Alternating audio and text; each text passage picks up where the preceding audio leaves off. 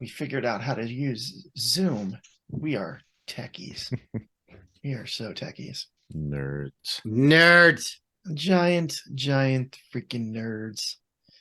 In this week's episode, the Dorks talk to Brad Hendricks and look specifically at how ITM has begun to resurface as the preferred content style for those who fabricate. And we're live. That's right, episode 56. Straight out of content. That's right. We got Brad Hendricks with us. We're going to have a killer time. I'm actually going to bow out and let these nerds talk to you because I have zero clue about what they're talking about when it comes to this. And I'm only halfway. If y'all recognize the background, thanks to Nathan Wood for letting us kick this thing off from his basement. This is part of our CPC podcasting world. So with that, does he have a jar of money from all the money we've sent him for dropping the Nathanisms? Is that sitting around here somewhere? well, there's a new laptop here, and I think we may have bought that. The thing of money is gone, and that should be a tax write-off for us. I think. I think so. There's a new MacBook. For those that listening that don't know, and Brad, if you don't know the CPC Construction Progress Coalition, Nathan C. Wood has lots of awesome sayings, and we have to pay him every time we used it. So guess what, guys? You're alone on this episode. So shared pains. Show me how I'm measured, and I'll show you how I act. What's another one? Rising tide. Rising tide lifts all ships. There you go. And with that, have an awesome time. Brad, take care. See you guys. Right on. So since Jeff's leaving and I've been dying to have a drink, I'm going to have Travis introduce his drink first. Okay. Well, I was saying earlier that I am leaving for the weekend, so I am staying sober tonight so that I can help pack and get us out the door. So I have water, just cool, refreshing water, some high quality H2O. There you go. What about you, Trent? Well, if you look at I got the nice little dram, the MCA Innovations glass here, and in that, from our friends at Flaviar. This will be, sample C. I've got the Journeyman from Featherbone, which is a 4-year-old bourbon.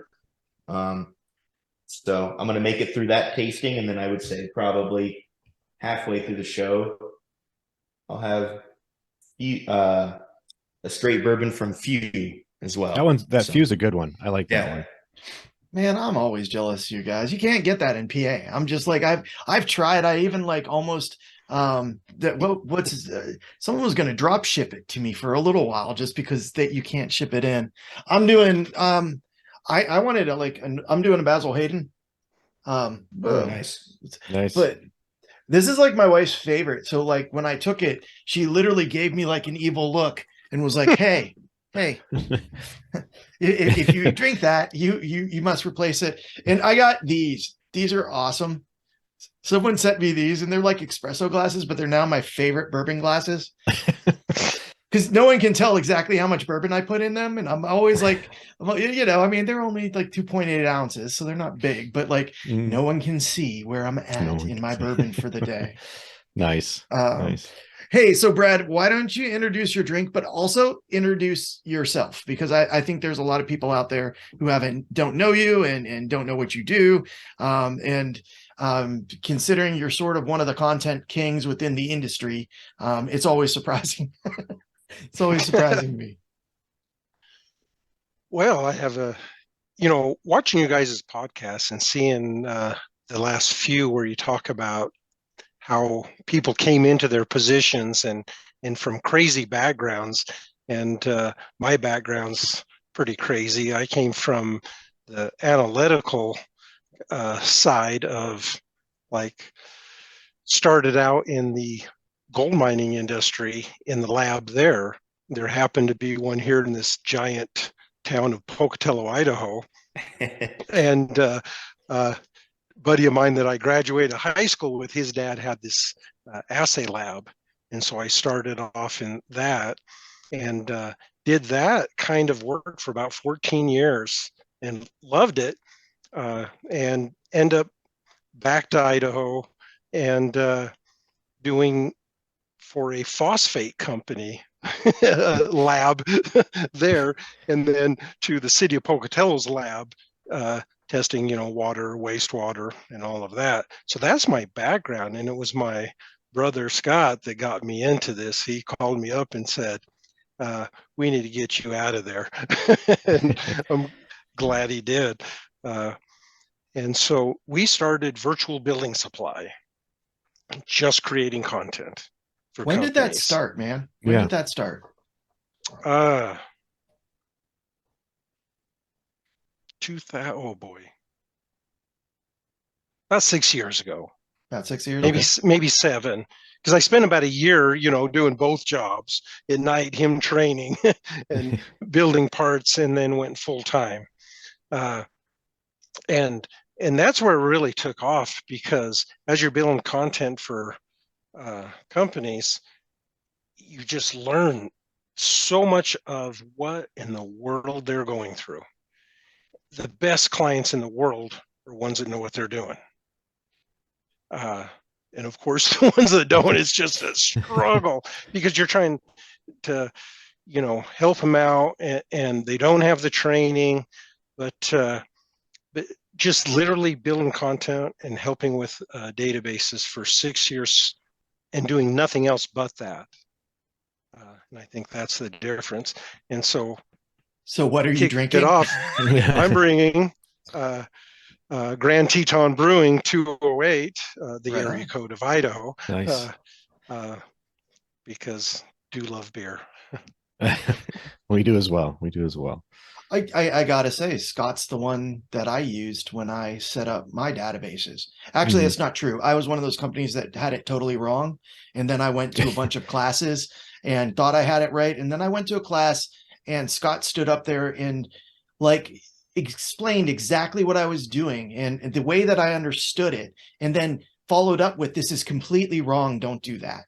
It was like, no, I understand completely, Jonathan, what you're doing, and it's wrong. Yeah. We got to redo it. It's kind of like every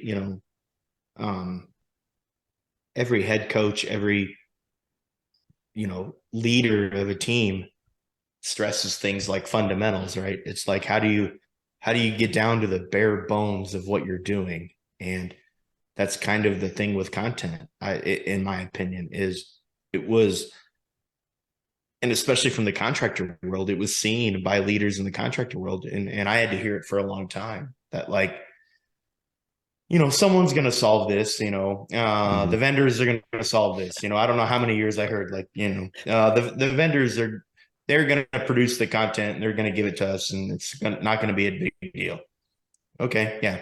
Or you heard, we do a lot of cool things in the MCAA or SMACNA, NECA, these organizations. It's like, or they're going to solve it. Someone's going to solve this. And the contractors never really thought that they kind of overlooked how important it, someone's going to solve this. We shouldn't invest in this. And I think if they would have, a lot of us, if we would have held that mentality for a long time, we would have missed out on a lot of time, because fast forward 2022 now, how many years later, no one has solved it, right? I mean, no. And I would be curious to see, Brad, what your opinion is of why that is. And there's a lot of varying opinions out there. I think that to go a little bit further on Trent's analogy, and we're talking about coaches and stuff like that, everybody has their own little style, right? And each company that was doing it well kind of adopted their own style. But what has held it back? What do you think? Is it I don't think it's a technical issue. Yeah, that is kind of a tough one, but I think that I guess most companies they want an easy fix. And then the people that are actually capable of doing this and making the content for everyone, well, who's going to pay for it? Mm-hmm. Mm-hmm. And so it takes because where content has been built, the stuff that's been built right are the ones that are actually using it. right. Prefab and cutting and going, Yep. gosh, well, crap, this one isn't right. And that's where the mistakes get caught. So who's going to pay for that? And so that's been the real, I think, hurdle, is that there hasn't been a big player come in. We hear all kinds of talk about it, but nobody follows through with, we're going to build the content, we're going to build it right, we're going to make sure everything is verified. Because boy, have I seen a lot of content. There's quite a few manufacturers that are making their own content, and it's awful, just awful. Yeah. Because first of all, they have no idea about the industry.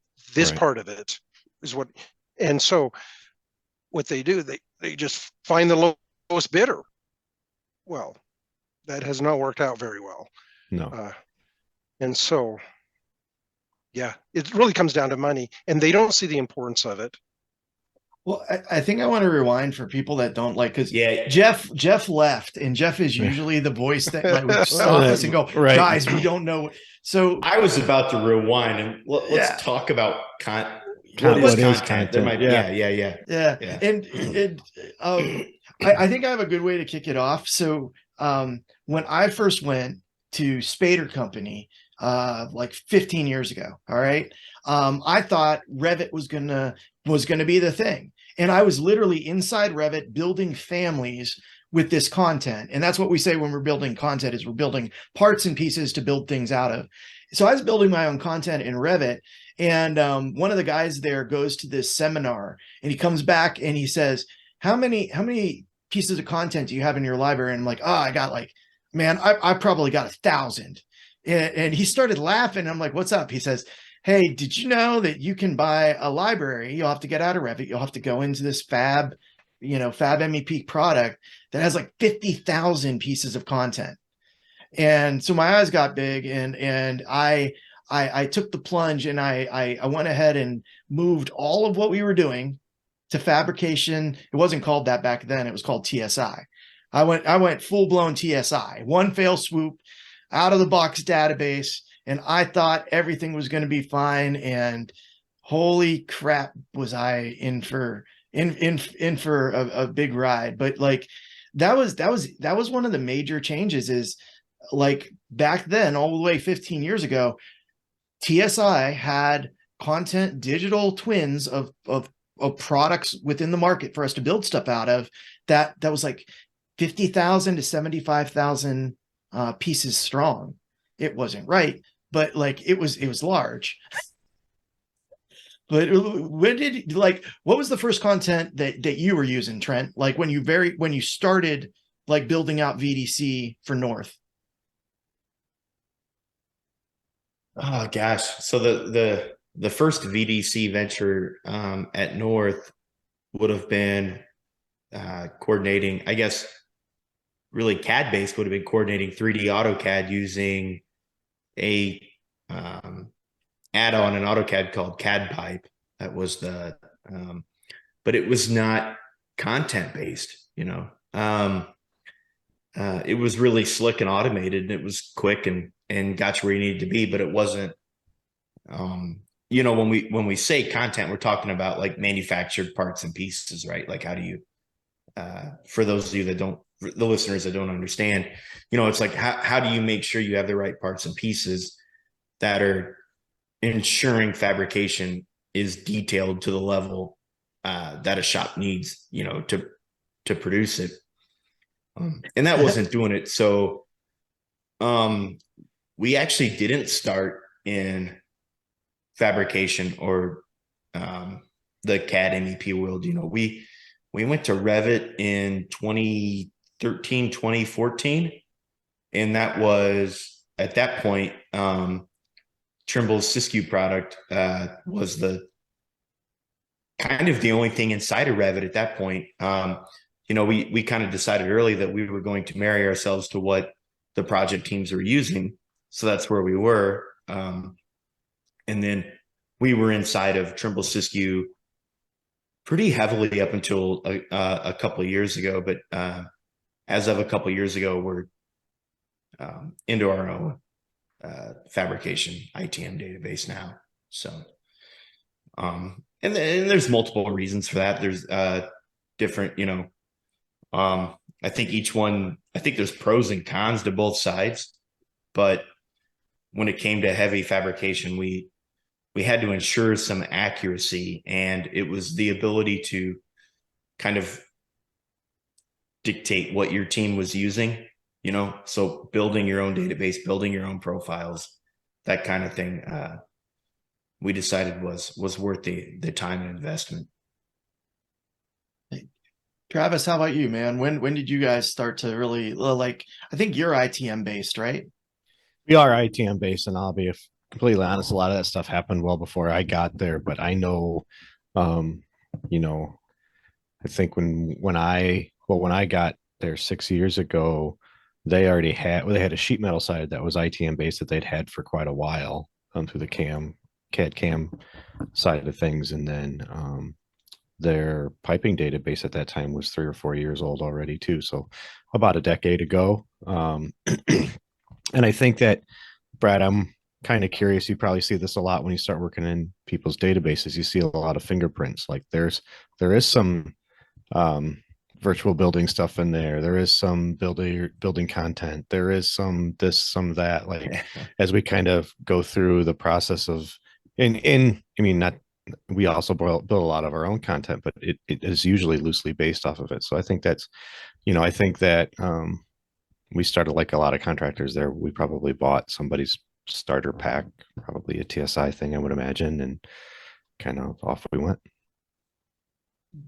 Hey, do you see, Brad, a lot of the original TSI database as you were looking in things? Because they did have fingerprints on that thing. You could tell what was the originals. I still have a glass pipe service that's original. Right. And that's usually when I start working with somebody. Where did it start? That's the first thing I want to know is, where did your database start? And it just helps get you an idea of their background, how long they've been using it, and all that kind of stuff. It really helps. But yes, I've seen it all. So, Brad, when they started to go to Revit before the ITMs were really being used in there, were you already involved, or was that before you really got involved with building content? It was just starting off. Yeah. And that was kind of a worry that, oh boy, this is just going to take over. And it's turned out, no, ITMs are still it. They still hold so much more data. And we can go on and on. Well, I think that's been the battle. Like part of the reason that I wanted to have you on is Brett Stacks was like, he's like, hey, we did a poll and it turns out that 70% of the construction market is using ITM, not RFA. And it's been a huge argument. We had Andy Robbins on, who was sort of the progenitor of all this, that created it all. We had Jeff Elwell on, I think, to argue for RFA. However, I think he has since moved to ITM.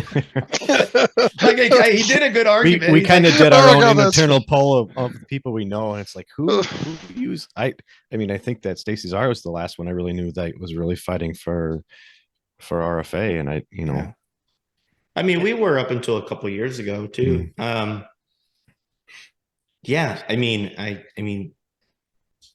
you succeed in both worlds? I think you can succeed in both worlds, but when you start to dice it up and try to figure out what's most efficient, it was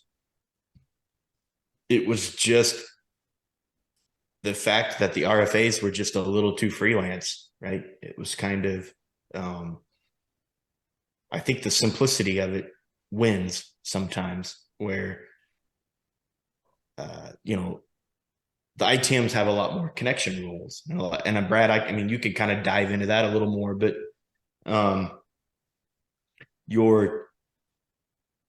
let's say you have a team of detailers, like I know Doug Smith.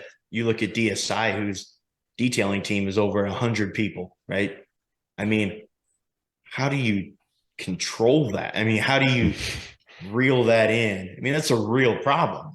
You're trying to feed maybe 4, 5, 6 fabrication shops, whatever they have, through 100 plus people who are designing and detailing for those shops. So how do you manage that? And I think the content has to support that management somehow, some way. when I mentioned how bad manufacturer ITMs are, the RFAs are even worse. The stuff you find out there, it is just awful, awful. And so it just doesn't work. And so then what happens, the company has to decide, okay, well, let's learn to make our own RFAs. We'll start building them. Then they see how long it takes. And they're just like, whoa, it's just such a setback. And they look at the thousands, like you're talking about, hundreds of thousands of items, and you're going to build that in RFAs and how long it takes. And so it's because the real issue is the people that are building most of those haven't actually fabricated them. They haven't been verified, because once you start cutting pipe and start realizing whether your content is any good or not, and that's when you find out how awful the RFAs are that are out there that you can download. Oh, look, we just go and get all this stuff. Oh, mercy. It's Right. bad. Yeah, I mean, that's where I use like the head coach kind of analogy behind it. It's like, back to the fundamentals. You have to kind of talk to your companies about how that content, that database is a bit of the fundamental for what you're trying to run. I mean, that is driving your fab shop. You're trying to use that as a way to standardize and flow what those guys are doing. I mean, if I went to an executive and said, I want to bring just anyone in to run this fabrication, to run this shop, they wouldn't agree to choose the lowest labor or somebody who didn't know what they were doing. But when you talk about something on the digital side, sometimes people are very quick to agree that, well, we could have someone overseas or someone, produce this stuff. But does any of the labor downstream work efficiently if the very backbone of it isn't right? I mean, that's the thing. I mean, I can't count on the people in my shop to double check the content once it hits so it really is a fundamental thing, I think. And I'm not trying to preach for the fact that your database team should be the highest paid people in the company or anything, but I think you don't want to overlook the importance of it, right? I mean, and I think that's what happens. You're looking at how do we do this cheaper? How do we do this cheaper? And that's where they want to cut the cost, but none of the rest of it downstream really matters if it's wrong. Hey, Brad, like when you come in and you were talking to a company, what did you think they needed? Like, did you think they definitely needed a database guy of their own on top of what you guys were doing? Or like what was your best case scenario? And what would you tell, like, I mean, these smaller companies don't have a lot of money, but like Trent said, if your parts are wrong, man, fab's wrong. And this is just problems. It's all problems. So what's like what did you see there? What was like a good mix of in-house and outsourced? Well, the reason that virtual billing supply even existed was because you only have so many choices, right? Between buying the package deal database that has a whole bunch of fittings, and you're going to have to learn to create your own, because you can't just get a package for everybody. It doesn't work that way. These out-of-the-box databases just don't work because companies are so different. And so the thought process was, how about we just provide the content that they need on top of that? So they buy a package, they're missing this, and this. We can fill in those gaps because they have a choice. You build it yourself. And Darren Young spent a lot of time on what does it take to build an ITM correctly. If you do it right and you do a product line, covers the easy stuff to the hard stuff, it's about 4 hours an item. Yeah. You start adding that price up, oof. And there's a whole slew of, well, not a slew. There's that handful of companies that have done that and been building for a long time. They know what it costs to build their own content. And so And that's what I used, my background of just extensive Excel use to how can I streamline this process, make it faster, better, more accurate than it's ever been done. And that way we can show them, okay, we can do this at a fraction of the cost. You could do it yourself. So that was the model. Yeah. I think it was funny because I've taken clients through VBS's website and they're looking at the money for the services and they go, oh my gosh. And I'm like, no, you don't get it. Like hour for hour, that's half what you're going to spend, man. That's half what you're going to spend. It goes back to something we talk about a lot. We never go back and reprice mistakes we didn't make, right? If you have good content, you're saving yourself so much time and money up front, but all we ever get stuck on is that initial price tag. And we as a company even went through the same struggle. We're trying to convince ourselves that we needed a full-time database manager. We have a pretty good sized VDC team. We do a fair amount of work, and it took us a while to realize it. And the other mindset too, and I bet you Brad will chuckle at this, like we had to convince management after a while that this will never be done. This will never be done, because they would come in every 6 months and say, is the database done yet? Is the database done yet? Well, never.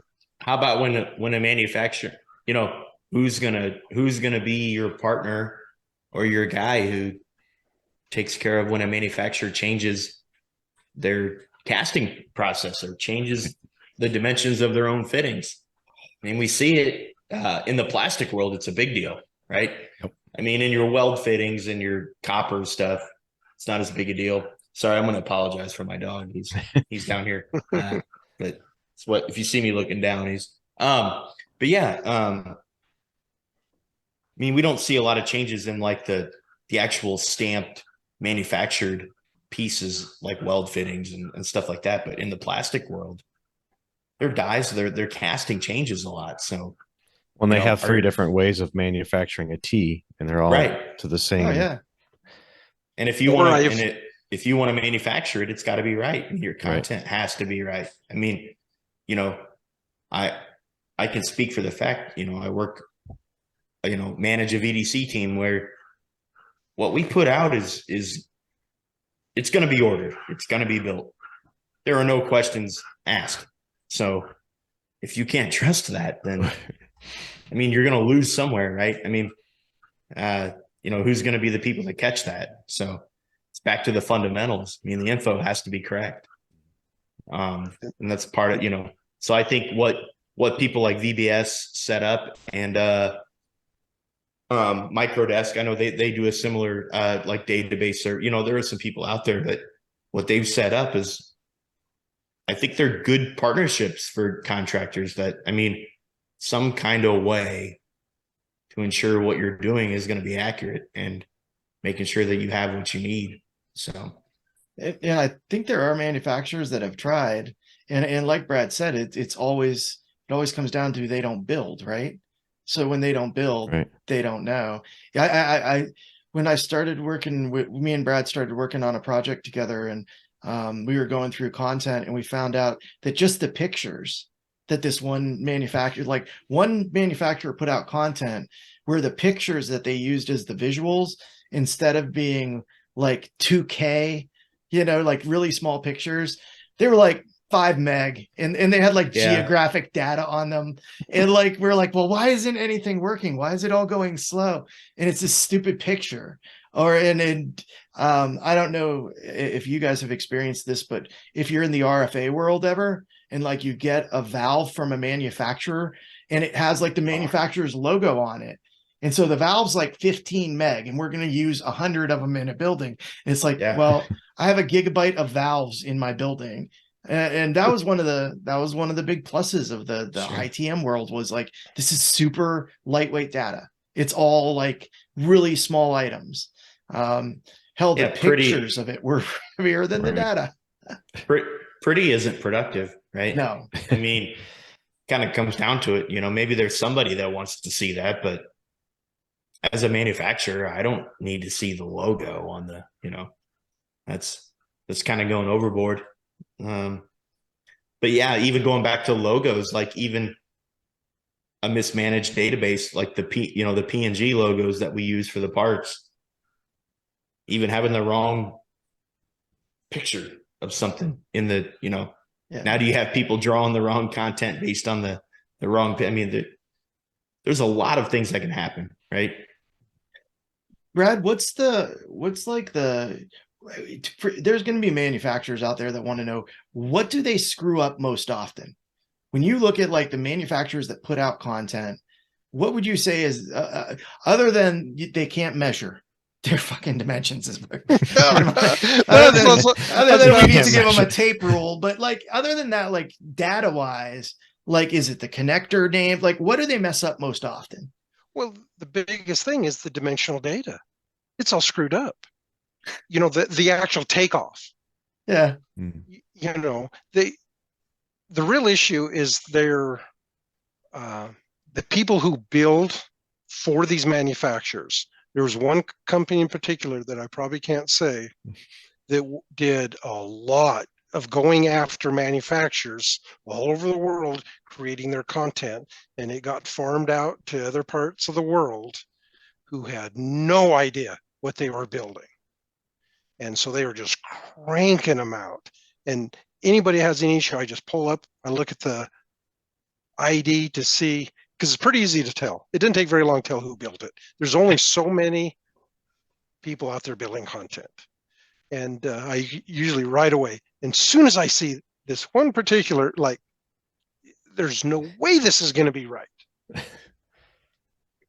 And I had a brilliant phone call with I won't name the company, but it was way back when, and they're asking me, they're like, oh, talk to our people that are making this content, because me and this other pipe fitter that was out of Pittsburgh, we had built a bunch of parts for this manufacturer because we needed them, because we were buying them and we needed to fab. And we did the phone call, and the first question that was asked was, so how many millimeters is that? And I was like, oh, we're in deep trouble. We're in deep trouble. And I'm like, you're going to hire somebody that lives in a millimeter world to build English measurements, and they're asking me how to do the conversion. It's probably not going to go well for you. Not a good start. This is probably going to be bad. When I had companies, reach out to stuff that they've downloaded, and it was so bad, they finally realized, okay, we got to pay somebody to get this made. So I make it. And when it's a big contractor buying a lot of stuff, they have some pull. So they call the manufacturer. Your stuff you're offering on your website is garbage. You need to, give me a call. And so I'll hear from them, and I start to explain, and they want to know what it's going to cost to fix it. And it's like, no, there's no fixing. Because if there's 15 things wrong and I find 10, there's still 5 things wrong. Right. When if I build it myself, then I know it's going to be right. And then what, they're going to pay for it again, And so the manufacturers, they just, until contractors put enough pressure on them to say the stuff you're offering is absolute garbage, it needs trash, it needs to be done by somebody who knows what they're doing, then this problem is going to continue. Well, I kind of wonder if we've kind of reached a tipping point where a lot of us are building our own content, if we would even want it at this point. Well, there's a bunch of companies like that wouldn't even use my service that I used to do because they're just so afraid. They've been burned so many times that they just choose to do it themselves. We kind of don't like to give up control. And y'all do it different, just so you know. Right. Like over the last 2 years, I've got to see how many people have uploaded databases. It's like freaking 90 people uploading databases, and me and Brad are looking at them, and we're like, what did you do? How did you like? do you remember the guy, like the no gaskets? The no gaskets was one of my favorite. Right. We have a guy that has removed gaskets from everything and bolt sets from everything and put a spacer in there. And then like changed it was crazy. Like we couldn't even figure out how it worked. And we had it wasn't even a spacer. They just moved the connector out to make up the space for the gasket. and then just set everything to a connectivity of none. Anybody that knows how to build content, so that just everything connects together.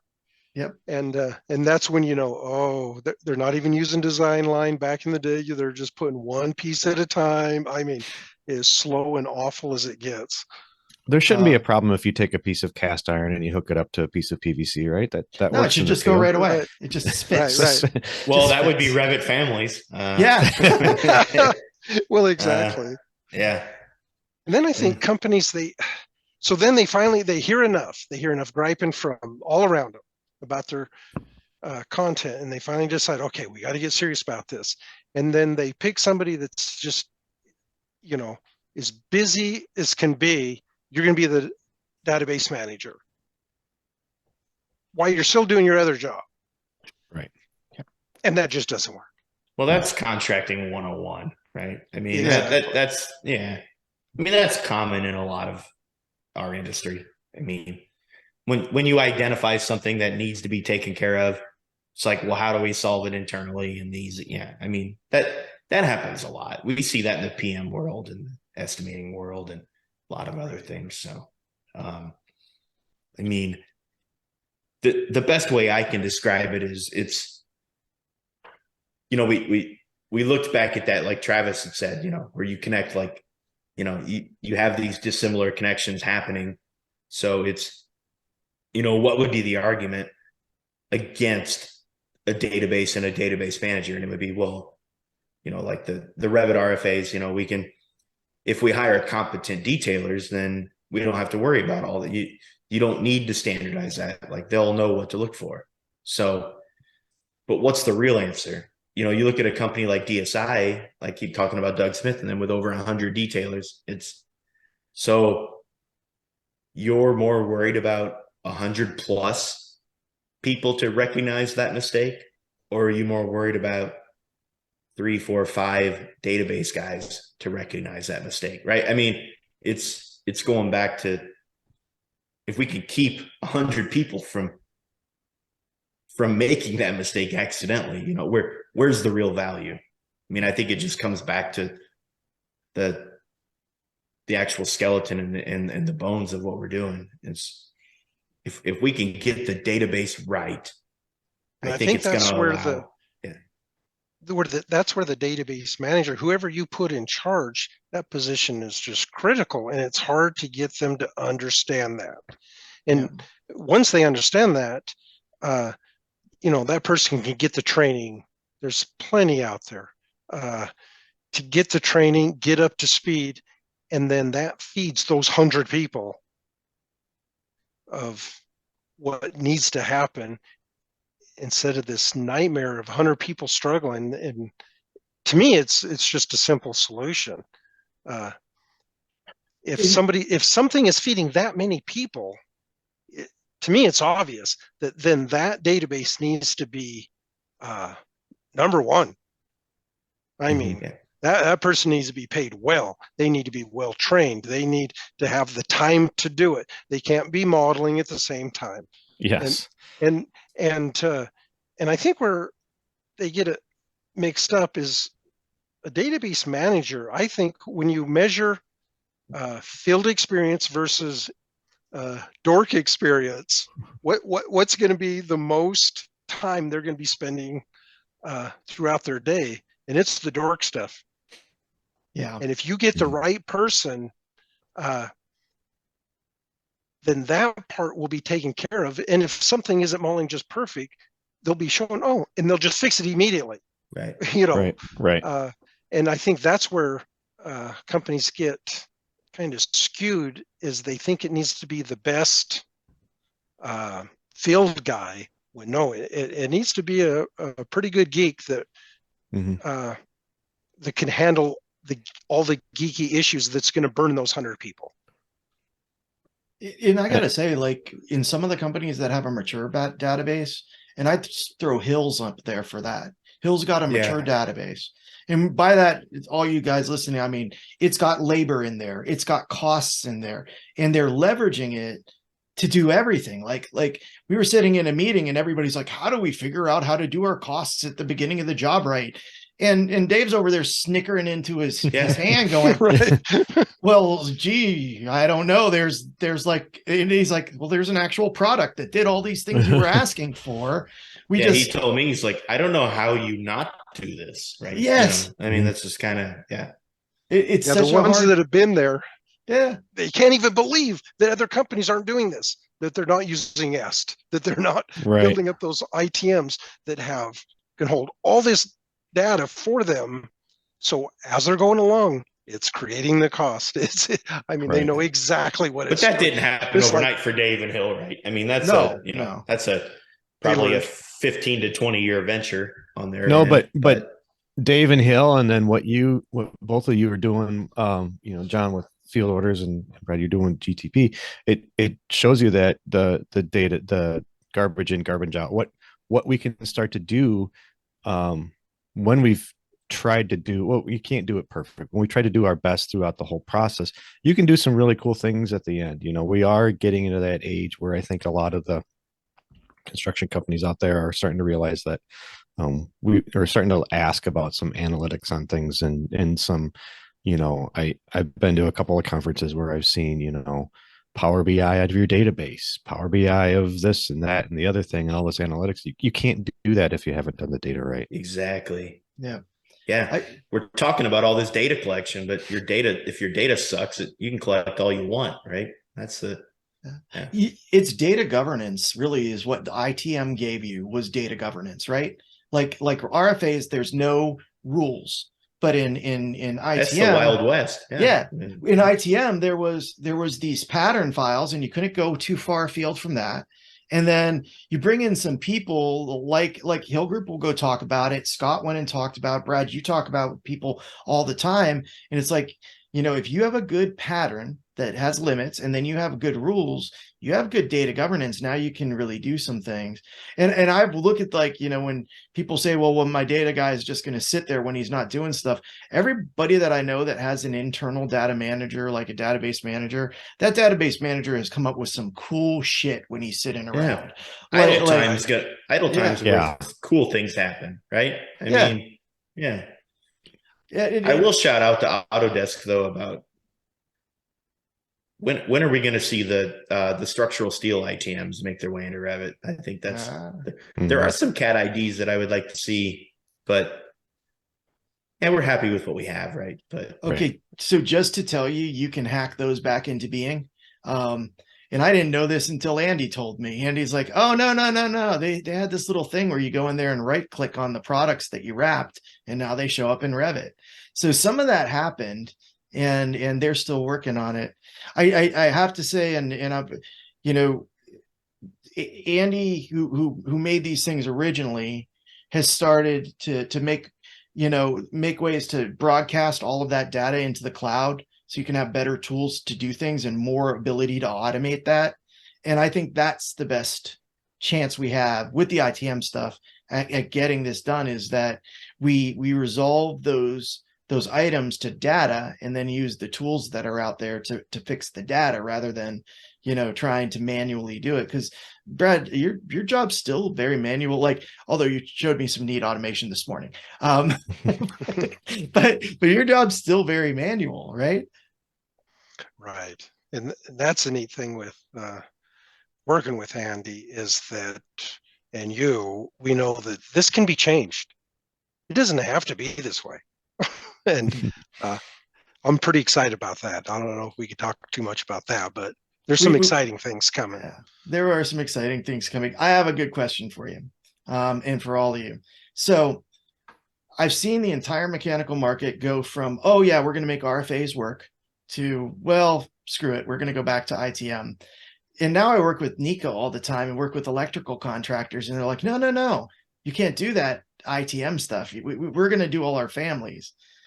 Do you think, any of you, because I'm starting to believe that sooner or later they're going to just go, wait a second, hold on, what do you mean it can have all the labor and have all, what do you think is going to happen? Do you think the electrical market will finally say, okay, we're fabricating more now, forget it, we're going to go and reach into that? Or do you think, because Trent, maybe you're good insight on this because you built a lot of those RFIs for content, do you think they can really get away with just going down the RFA path.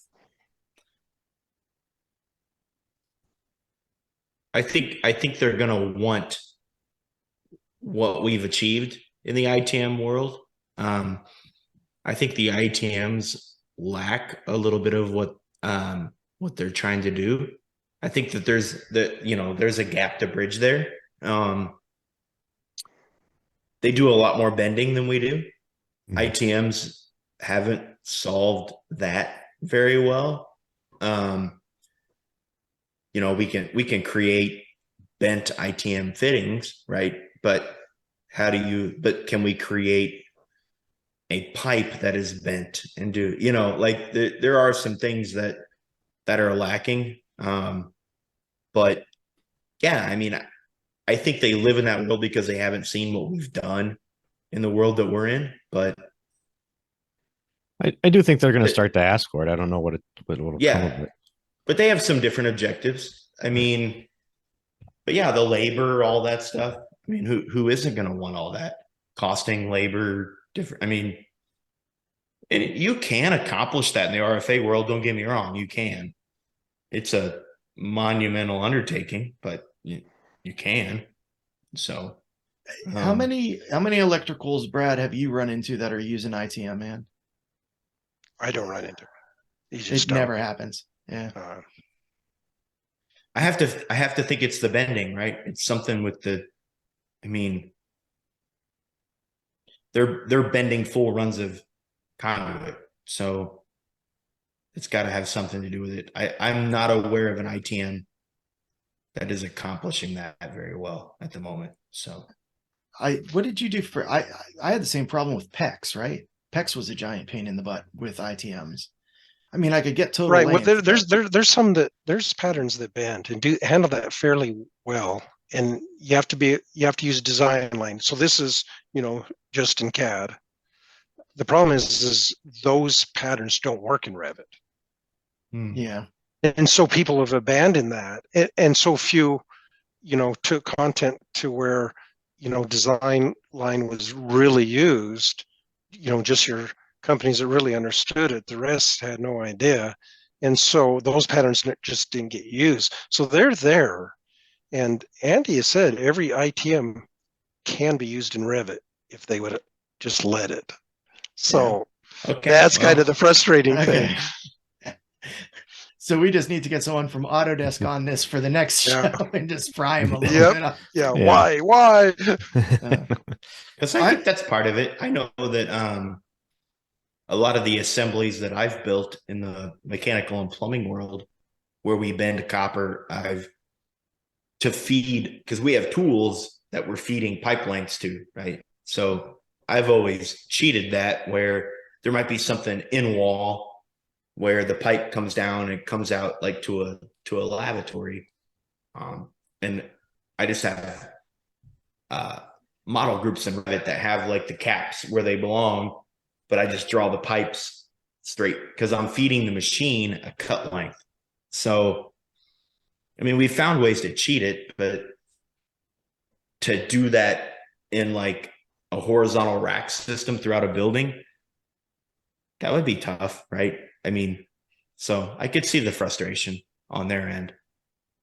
Yeah, and for bending conduit, it's actually all of their bends are different, man, which is what's killing me, because we're like messing with that and we can solve it. But like the machine, you can have the same machine produced by the same manufacturer, buy two heads off of it of the same size and bend the conduit, and it will be different takeoff.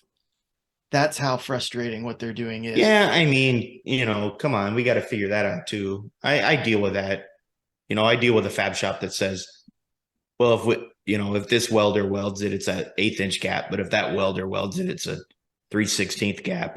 I mean, yeah, we can't, do the inmates run the asylum, or what? What's going on here? At what point do you? The madness has to stop somewhere. I mean, you have to figure that out. There's got to be some kind of standard to what you're doing. So I just thought it was awesome that so much of the market has come back to it. If only because it's something I know, so I don't have to learn something new. That's probably the reason I think it's so nice. But Brad, like we were originally going to have you on here with a guy that's designing content for an owner. We have a guy who's designing content for like one huge owner that just said they actually did what the contractor did and said, forget it, we're not going to buy stuff. Yeah. We're just going to go. And I still think we direct might builder make that stuff. episode happen. I just Yeah. Right. But But what do you think about the databases that you've seen that have been like that? Are they like the databases that we saw that are just really freaky, or are they usually relatively well put together? Like, who builds the best databases, man? Other than you. Other than you, yeah. It's the companies that actually are using that to fabricate and do the cut lists, because that's where you find out whether it's right or not. They start, sending that to the tiger, stop cutting. It better be right. So the companies that have really adopted it and been in it for a long time and seen the value and invest the money, then they end up making their databases right. Yeah, almost all of them. They'll give you the great story of what they went through to get it there, but they were allowed to. The funding was there, the time was there, and they were able to do it.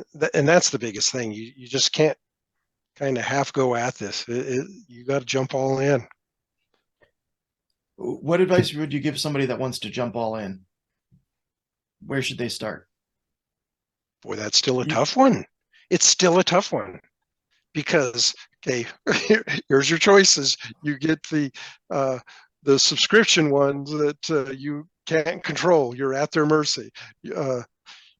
There's only a couple others that offer a package that's not going to meet your needs. And then you're going to have to learn, or you're going to have to pay somebody to do it. And so for those new ones, that is still a tough one. It really does take somebody with some sort of vision to understand what that impacts down the chain, right? I mean, someone to kind of understand what designing with bad content can do. Yeah. It messes everything downstream up, right? I mean, I can tell. I always joked when we were, we built out a process and we worked through VDC, and I joked after we got through a lot of it that our procurement agent, our project managers, whatever, when those bombs hit, like I could put in that bomb like one bag of navel oranges, or and like it'll get ordered. I mean, it got to the point where it was like, I mean, you talk about trust, right? I mean, like, so you have to trust the information that you're detailing. I mean, and the only way you're going to get to that level is if the shit is right, It's that's how important it is, and you'll never get to that. And I think that joke is kind of fun, but I think that's a decent place to be, where it's like I could put whatever the hell I want in there, and that guy's going to order it. Does that mean he's an incompetent purchasing agent? Maybe not. Maybe he just knows to trust what's coming to him. It's so. Well, if they don't do that, I mean, we've all had, like, I had a PVC underground for an entire dormitory, and they decided to change manufacturers on the larger Ys. They're like, what could happen? What could go wrong?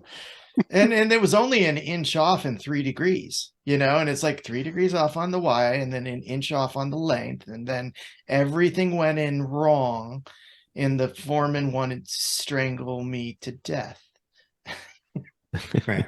Well, but they're trusting your input, right? So yeah, I don't know.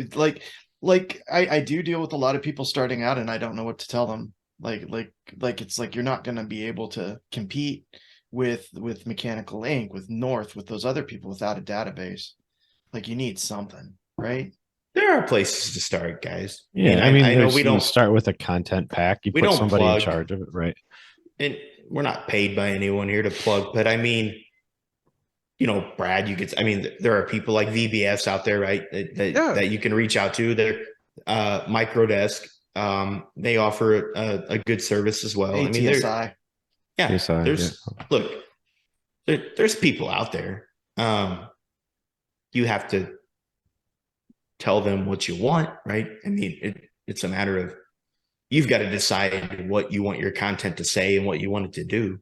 But there's people out there that can help you along the way for sure. Was there a way to determine the price point, Brad? Like for a small contractor, that's a like really how much good it's going to comment. cost to implement like an ITM database in your company? Well, like you guys mentioned, all of them are, the pricing's kind of similar. And as far as building content, everybody that has built their own, those little packages, they may not do everything you need them to do, but the price is cheap because you'll still get thousands of items for pennies on the dollar. And so they are a great start. VBS offers it great. And my brother, he just started, he kind of ditched the package deal and just asked them, what do you want? Let's get the basics in there of what you want. Oh, interesting. And we'll start there. Then they get that package. So at least they know when they get it, they already know what's in there. And he's the only one doing it. He's the only one doing that. Yeah. That's better than digging through a bunch of stuff and realizing that you're missing a manufacturer or something. Well, I think you're also telling the contractor to do something they should have already done. And that's, let's decide what your freaking basic structure is, right? I mean, because the easy answer is to sit there and say, well, I need it all. Well, I might have. Well, that's what they say. Yeah, I know. But okay. Well, maybe we need to talk about your process here a little bit. Do you need it all? I mean, to one database, and I forget the exact numbers, but it was just, let's just say, tens of thousands of items. They were so proud of how big their database was when the guy was just literally pirating it from everywhere he possibly could and just getting this giant database. And you run a script across their database to what is actually in services that they are modeling with, and it's 1,200 items. Yeah. And so quantity is not the key. No, it's not. No. I kind of like what you're saying, what your brother's doing there at VBS. Like, let's pin these guys down and say, don't look at every project you have. Don't tell me every possible. There's one thing in construction that we know is going to happen. Change. We get it. I completely understand. But let's pretend that a change didn't happen. What are you going to use? Let's build service templates. Let's build. If nobody told you what you had to install, what would you install? And let's start there, right? I mean, that's got to be the simple place to start. I kind of like that. And then as you get awarded jobs that has something you don't have, okay, now we need this PVC because we all know those plastics, they're going crazy. We can then get this into our database and work from there. Yeah, I like that. I like it. That's a good idea. So that's a good place. Yeah, for all you contractors out there looking for maybe VBS can work with you. Somebody. Where's the starting point? Just Well, I think you hit it, Trent. Right? Your starting point is figure out what in the world you use. What the hell are you going to actually? Yeah, use? before you call any of these people, because Scott's just going to ask you, know what in the world you want to use. I think the part, or Trent, Scott's going to say, I don't care. I'll build whatever the hell you want. Right. You're going to keep paying me. but come on, guys, let's stop and think for a second. What do you really need? And the easy answer is all of it. But how many times do you hear that? And it's, well, all of it's going to be a $5 million venture, guys. Let's think about. Yeah, one of my favorite ones is they want a product line build. What do you need? We want it all. Okay. Do you need a repair coupling? Yeah. Are you going to model when you're going to make a mistake? Right. No. There are so much in those catalogs, and so much of it will never ever be modeled. It takes 30 minutes to go through a catalog and eliminate what you're not going to want. Just take the 30 minutes to. I mean, we look at something like I know Microdesk is. I think it's like $65 an item. I don't know what VB, but there's a cost to these items, right? 30 minutes to go through a catalog and eliminate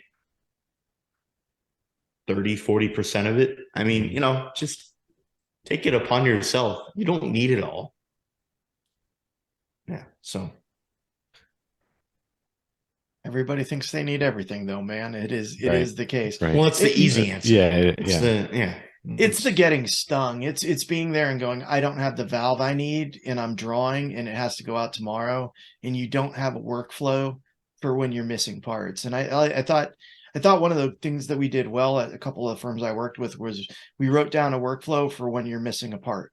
Like, this is what you do when you're missing a part. Yeah. We have an item for it. You can adjust the dimension that is the takeoff based on the submittal. Although we found out, and this sucked, we found out that the submittals it was like, is the dimension on the submittal correct? And it was, it was like, crap. Yeah, that's another podcast. That's a whole other podcast. Dude, we fabbed to it, and we even called them up. We said, the dimension on your submittal's wrong. They said, read the little note at the bottom. These weren't validated submittals. And we're like, you're going to send us validated submittals. Yeah. I finally started copying those little captions. We are not liable for any dimension on this, and that was probably one of the scariest things of building content for others. What if it's wrong? They're going to try to come after us. It's like, oh boy. I mean, you have to understand and another one of my favorite was the major manufacturer we've all heard of. Well, they have a couple different places these copper fittings are made, and they're different. Oh boy. Yeah. Then what? So, and it goes on and on. I can probably call them out. I probably know who you're talking about. I think we can all call out a bunch of people. Yeah, we could throw a lot of people under the bus. So manufacturers out there know that we know who you are. But we're just being nice. But hey, doesn't mean we give up doing what we're trying to do, right? I mean, that's make it the best we can. At least you have a leg to stand on at that point. It's like if you can prove that your content is dated off of the most recent submittal let that be your fight, right? I mean, contractors need to know that you can fight that. But yeah, just get your data current. That's what it's all about. It leads back to a little bit of what Brad said earlier when we were talking about why hasn't this happened on a grand scale. And I think it's because we as contractors haven't pushed hard enough. And I think of it just from the Helm standpoint. I don't know that we could, because we're all over the place with what we use. So we're not the type of company that's going to say, go to one manufacturer and say, if your content is perfect, we're going to use all your stuff all the time. And I don't know what else it would take. It would take some sort of weight like that. But the submittal in the selection process and the buyout process is just so scattered all over the place. We're back to, I just need everything, and it all needs to be perfect. Travis, I was talking to an architect, and I was listening to a conversation between an architect and a contractor, and he's like, well, show me the approved submittal. And I thought to myself, I've never had approved submittal ever in my life. I've had reviewed submittals plenty of times, but I've never had a submittal that said freaking approved on it. So that's a whole nother argument. Well, no, but we can't even get, we're not disciplined enough to even get the architects to say they approve our stuff, and they're asking for it. And he was taken aback. He's like, well, we approve those. I'm like, no, dude, your engineers that work for you do not approve submittals. They review submittals, and they make sure we know that. It is a weird market, man. You're right. It's like, what do we need to do to make it so that separate episode there? Definitely. No. Right. Get Nathan on here. He can talk about the submittal process and delay. I think the point of this is just get your data right to as you know it, as it exists in the moment, and that's your risk mitigation, right? I mean, yeah, something might get built opposite of what the submittal reads, but that's out of your control. I mean, I'm not sure what you do there, but if you get the rest of it right, I mean, you're still covering well over 90% of what you're doing easily. Mhm. So, But do you think maybe that's what's keeping some of the big players away from really solving the content issue, is that you're still liable for the dimensional data? Because there can be a lot of damage done from wrong yeah, data probably. that comes right from the manufacturer. And Well, so their submittal's wrong, right, Brad? I mean, exactly. So you build these items with the data you have, which is from the manufacturer, and it ends up being wrong. So then what big player is going to step in and say, okay, I'm going to take data that we know is incorrect and build this massive database, tell everybody this is what we're going to use. And then when something's wrong, oh crap. And so I don't think we're going to get somebody stepping in. You're going to get me going on a whole nother rabbit hole here, Brad, because, part of me thinks they don't want us to know all that so, yeah, I think this is another feather in the hat of the suppliers of how they're going to try and manufacture more. But, yeah, that could be a whole nother talking point. Yeah. So, well, speaking of that, we're right up against the hour, man. Is there anything you want to say to sort of close things out, Travis, Trent? No, other than thank you. I love geeking out about content. I think that hopefully we didn't lose too many of our non-MEP friends out there that listen in. Brad, thanks so much. It's great talking to somebody that gets into it with the level that you do. It is fun. Right on. Trent, anything? I've said enough. Yeah, man, Brad, thanks for coming on. And I know when we started the Dorks, we said we were going to do something that was a little bit geekier than all of the other shows. And I think that we proved today that we can go into the deepest levels of nerddom and still have fun talking about it. So this has been episode 56. Ish. Yes.